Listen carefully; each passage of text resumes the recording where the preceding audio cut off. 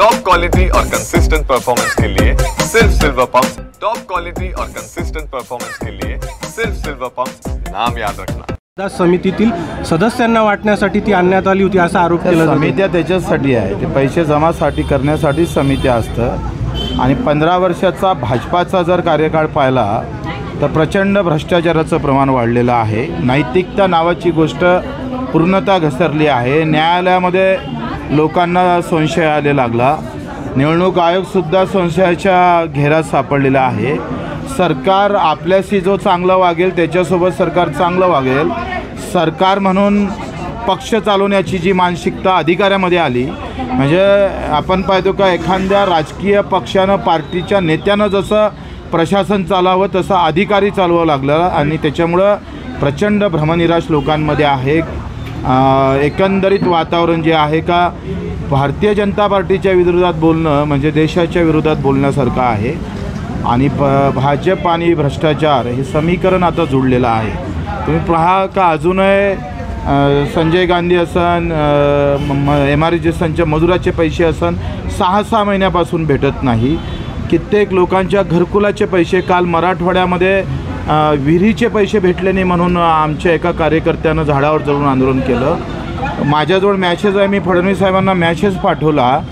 तो बुलढाणा जिल्ह्यातला एक मजूर आहे, त्या मजुराला घरकुलाचे पैसे 15,000चा पहिला हप्ता आला, नंतरचा हप्ता दिलाच नाही आणि जर हप्ता लागत असेल तर आम्हाला 20,000 रुपये द्या असा अधिकारी कर्मचारी तिथं सांगितलं जातं। 1.25 लाख घरकुलाच्या योजनेमध्ये 20,000 जर हप्ता टाकण्यासाठी दिल्या जात असेल तर मग राहिलं काय शिल्लक?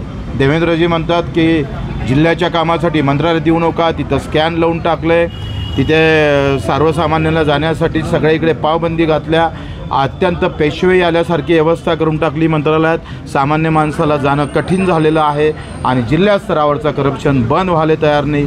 पालकमंत्री फिरत नाही, पालकमंत्र्याचे वाद आहे आणि मग अशा ह्याच्यात सामान्य माणसासाठी सरकार शिल्लक राहिलं असं काही चित्र नाही आहे। ही सगळी रोकड सापडली आहे। सुरुवातीला खरं तर कारवाई करायला पण टाळाटाळ झाली होती। मला माहीत आहे, मी आदिवासी समितीमध्ये होतो आणि मी जेव्हा धारणीला दहाड टाकली होती तेव्हा त्या आश्रमशाळेतलं 8 वर्षाचं सामान विद्यार्थ्यांना दिलंच नव्हतं आणि मग सगळे समितीवाले म्हणे आता उठा चला आता आपण हे गुंडाळून टाकू। पण मी तिथं 2 वाजेपर्यंत थांबलो, सगळ्या लोकांना बोलावलं आणि ते सामान वाटून दिलं आणि त्यांच्यावर फौजदारी गुन्हे दाखल केले।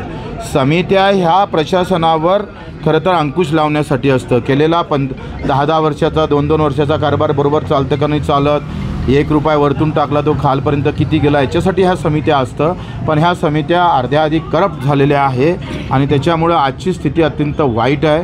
प्रशासन नावाची गोष्ट म्हणजे प्रशासन आहे, आम्ही पाहतोय का ज्यांना 2.5-2.5, 3-3 लाख रुपये पगार आहे तो 10-10 हजार रुपये घेण्यापासून सुरुवात करतं आणि मंत्री महोदय जे आपण पाहतोय का एकंदरीत यांचा लपलेली मालमत्ता जर पाहिली तर आपल्या राज्याचं दुसरं बजेट आपल्याला निर्माण करता येईल अशी अवस्था या देशामध्ये आहे। आणि जे करप्ट आहे त्याच्याचकडे चांगले खाते पण दिल्या जातं, त्याच्याचकडे चांगले सचिव जर आम्ही पाहतो का बोलल्या जाते, नगर विकास सचिव असेल तर 100 कोटी द्यावं लागेल, अशा प्रकारची व्यवस्था या देशामध्ये राज्यामध्ये येऊन पोचली। मात्र अजूनही कृषी मंत्र्यांकडून शेतकऱ्यांना नुकसान भरपाईचं काही आश्वासन दिले नाही। मला वाटते हा स्टँडिंग शासन निर्णय आहे। पहिली गोष्ट तर 2023चा जो शासन निर्णय होता पीक विम्याच्या बाबतचा त्याच्यात 5 टिगर दिले होते।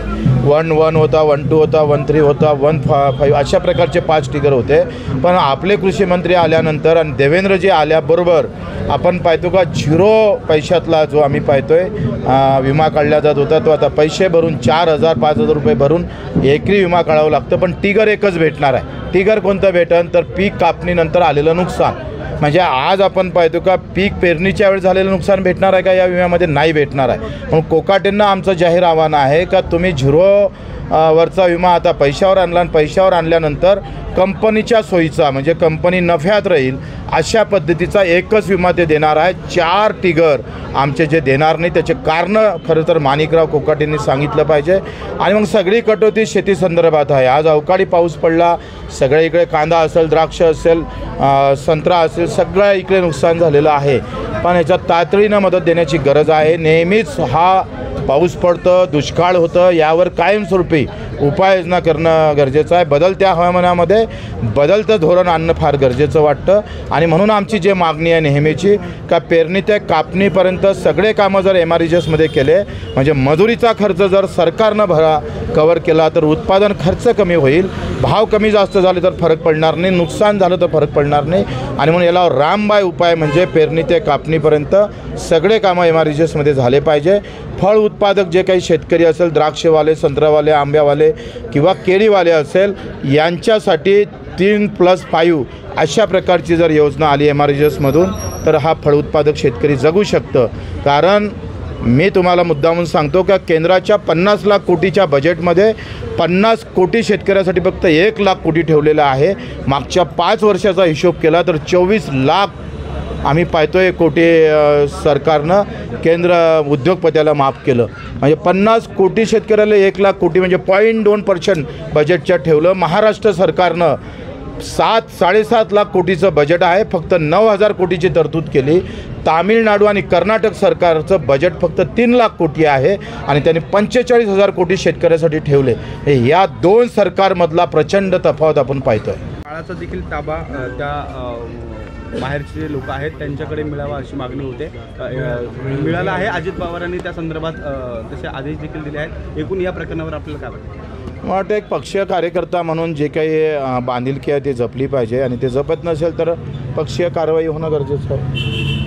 पासून झाली होती मुख्यमंत्री महोदयाकडे बैठक झाली, त्यातले 19 मुद्दे त्यांनी मंजूर केले पण शासन निर्णय निघाले नाही. ते शासन निर्णय निघावं आणि कर्जमाफीचा आणि MREGSमधला मजुरीचा प्रश्न असेल, आमचे काही अधिक उरलेले 2-3 प्रश्न आहे, दिव्यांगांना 6,000 रुपये मानधन असेल, याच्यासाठी 8 तारखेपासून मी मोझरी तुकोजी महाराजांच्या समाधीजवळ आमरण उपोषणाला बसणार आहे अशी मागणी केलेली आहे आणि एकूणच अनिल गोटेंनी केलेले आरोप त्यांनी फेटाळले. राजीनाम्यापेक्षा माझं असं मत आहे का सगळ्या चिरफाड झालेलं पाहिजे.